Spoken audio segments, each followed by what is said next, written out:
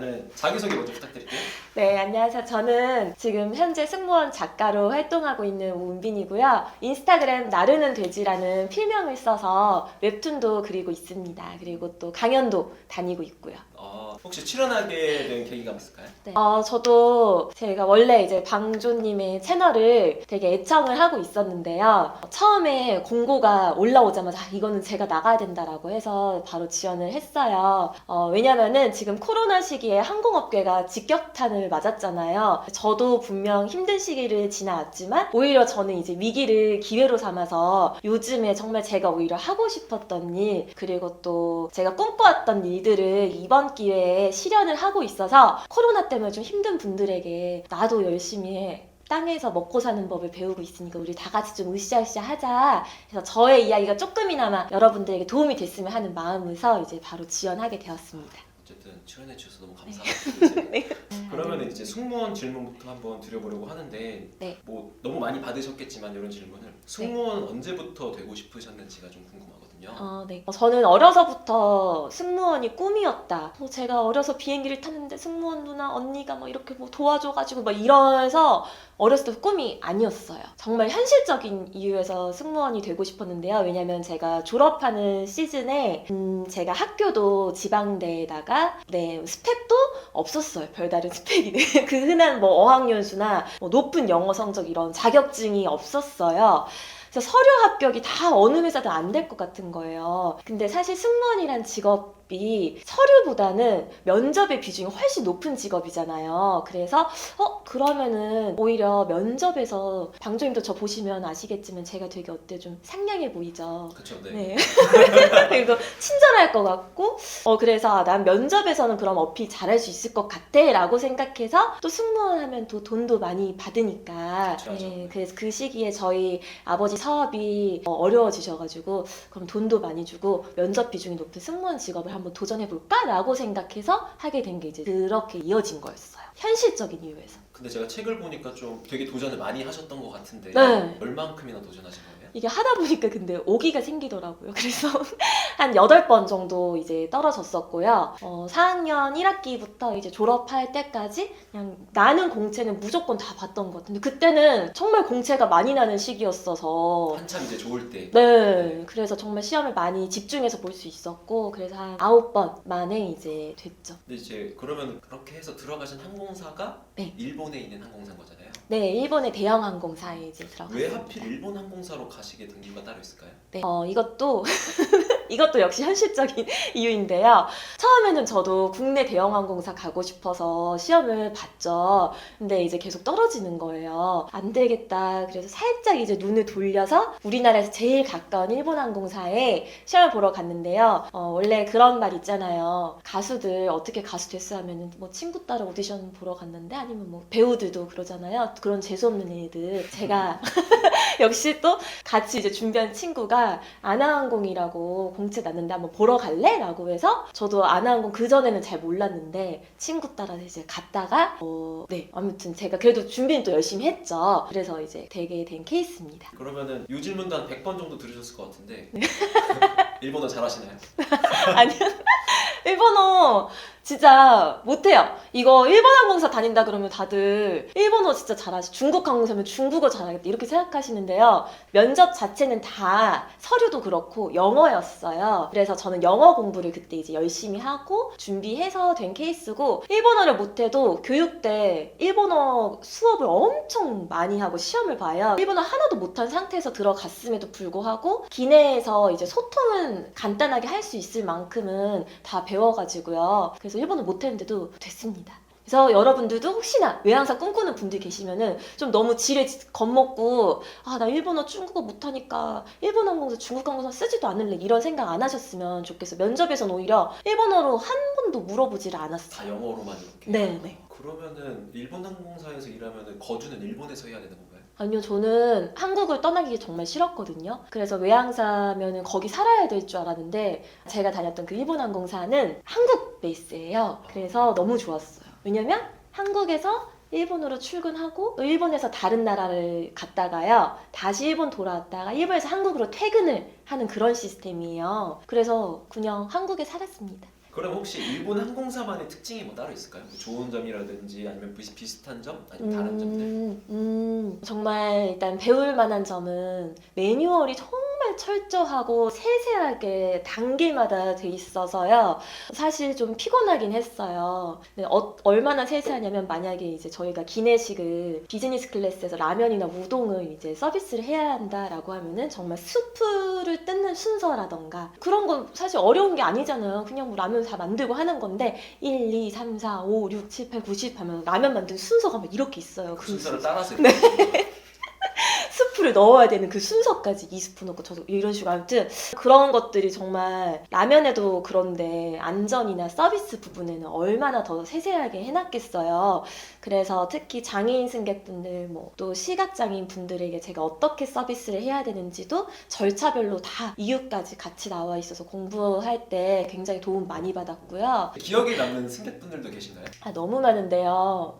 제일 먼저 지금 딱 생각에 남는 손님은요. 저희가 장거리 비행이었어요. 그래서 뉴욕에서 돌아오는 비행이었거든요. 근데 저희가 비행기 타면 제일 먼저 기대하는 게 기내식인데 그 손님분은 먼저 첫 번째 서비스 때부터 안 먹어요 딱 이렇게 하시는 거예요. 그래서 네 알겠습니다 이러고 이제 돌아갔죠. 그래서 저희가 장거리니까 기내 조명을 다 끄잖아요. 그러면은 다들 주무시거나 아니면은 어두운 기내에서 영화 보시거나 뭐 리딩 라이트 켜고 책 보시거나 이러시는데 그 손님분은 또 아무것도 보지도 않으시고 듣지도 않으시고 그냥 멍하니 창밖만 보고 계신 거예요. 그래서 아까부터 식사도 안 드시고 그래서 제가 한 번 또 가서 여쭤보면서 뭐 영화 안 보시겠어요? 추천해드릴까요? 제가 또 말 많이 거는 승무원이니까 하니까 괜찮아요 됐다고요. 그래서 네 알겠습니다 이러고 또 뒤로 충충충 물러났어요. 두 번째 서비스 저희 착륙 전에 밥 한 번 더 드려야 되잖아요. 왜냐면 14시간 막 13시간 비면 배고프시니까 다 정말 일어나서 밥 드시는데 그 손님분은 또 안 드신다는 거예요. 안 먹어요. 그래서 저는 그래도 정말 비행 열몇 시간 내내 안 드셨으니까 정말 안 드시겠어. 그래도 그러면 저희 조그마한 이런 간식이나 요깃거리 할 만한 스낵인데 좀 가서 드릴까요? 안 먹는다니까 했다니까요. 제가 또 이제 약간 놀래가지고 이렇게 딱 하니까 손님이 죄송해요 승무원님 제가 무리하려던 건 아닌데요. 제가 지금 너무 제가 지금 남편이 너무 보고 싶어서 막 이런 식으로 하는 거예요. 그래서 저는 이제 남편분이 다른 클래스에 계신 줄 알았어요. 뭐 비즈니스나 퍼스트 클래스 뭐 따로 계신 바로 보고 싶다고 하시길래 저한테서 제가 몰랐어요. 옆자리 없어서 몰랐어요. 제가 불러다 드릴게요.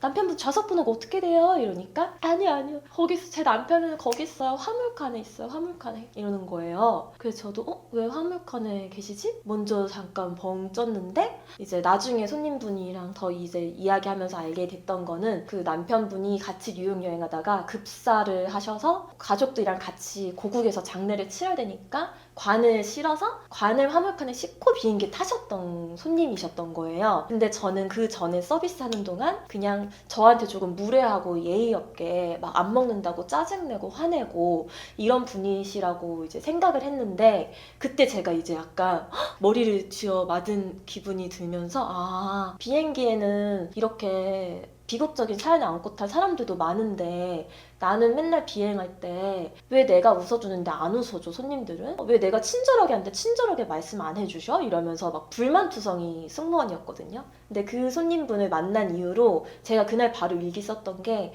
내가 오히려 정말 어리석었었구나. 다양한 사연을 안고 탈 손님분들을 포용할 수 있는 승무원이어야 되겠구나 내가. 그런 분들한테 오히려 내가 막 웃으면서 다가가는 게 그게 더 오히려 괴리감 느껴질 수 있는 부분이었던 거잖아요. 그래서 그 손님분 덕분에 제가 시야가 완전히 넓어졌던 것 같아요. 그럼 혹시 승무원분들은 비행 중에 난기류, 그러니까 터뷸런스를 네. 만났을 때 어떤 느낌이신가요? 많은 분들이 무서워하시기도 하는데요. 저는 앉아 있을 수가 있거든요. 왜냐면 승무원들도 그때는 안전을 위해서 좌석에 앉으세요 라고 이제 기장님 해주시면은 감사합니다 이러고 저희가 너무 힘들다 보니까 네. 그래서 바로 이제 편하게 앉아서 기체 기류는 불안정하지만 저는 마음 편하게 앉아서 다리 아팠는데 잘 됐다. 조금만 더 오래 켜 있었으면 좋겠다 좋겠다 이런 생각 많이 하고요. 근데 정말 심하게 있을 때가 있어요. 그래서 그럴 때는 와 이거 나중에 후속으로 손님분이 혹시 뜨거운 커피 흘리셨으면 어떡하지? 화상 입으면 어떡하지? 그럼 저는 좌석벨트 꺼지자마자 손님분들 상태도 다 살펴니까 다치지 않을 만큼의 흔들림이 있었으면 좋겠다 이렇게 생각해요. 재밌었던 얘기가 승무원의 어피어런스 내용에 관련된 것도 있던데 네. 이게 저는 몰랐는데 염색까지도 이게 문제가 되는지는 몰랐거든요. 이게 맞아요. 어느 정도로 기준이 있나요?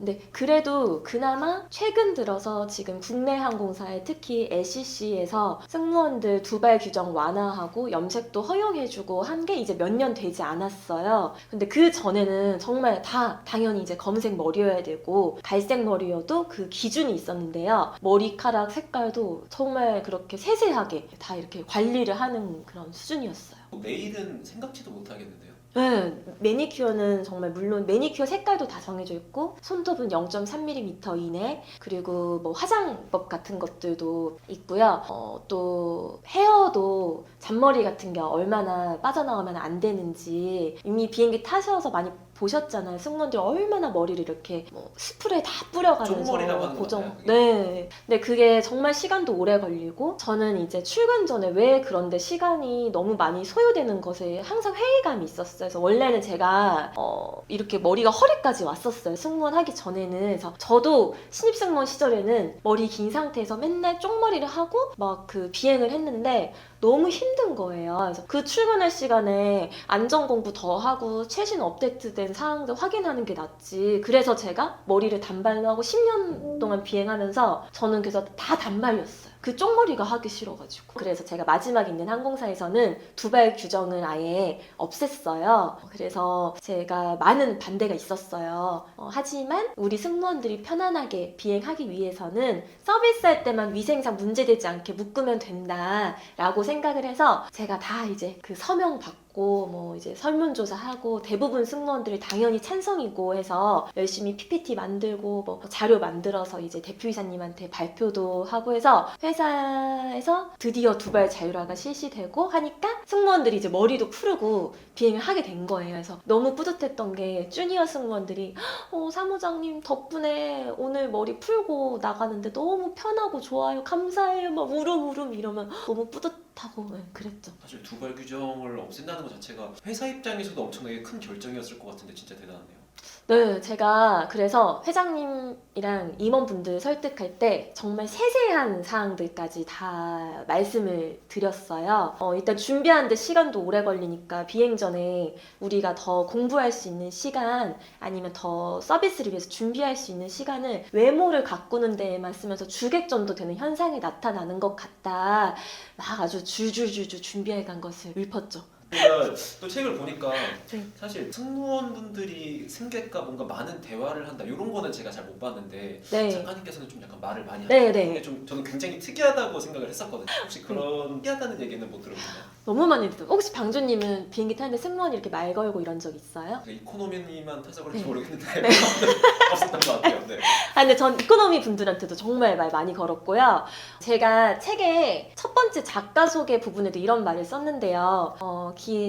기내에서 말 걸기를 좋아한다. 왜냐하면 대화를 나누지 않으면 기억에 남는 얼굴이 없고 기억에 남는 얼굴이 없으면 결국 그날 비행이 기억이 남지 않기 때문이다. 이런 말을 제가 제 모토로 삼았었어요. 그래서 저는 비행할 때마다 승무원들에게 오늘 비행 목표는 손님 한 분이랑 꼭 스몰 토크 하세요. 이렇게 이제 지었었거든요. 근데 실제로 많은 승무원들이 처음에 비행하면 되게 무서워해요. 손님이라는 그런 존재 자체가 두렵고 다가가기 어렵고 근데 먼저 다가가서 조금이라도 대화를 하다 보면은 이제 그때부터 손님분들의 표정 안색들이 하나하나 더 눈에 좀 전체적으로 들어오게 되더라고요. 그래서 그거를 저도 안 이후로는 저는 뭐 손님이 이렇게 책을 읽고 계시다 하면은 그냥 절대 안 지나치고 저도 책 읽는 거 좋아하니까 손님 혹시 무슨 책 읽으시는 거예요?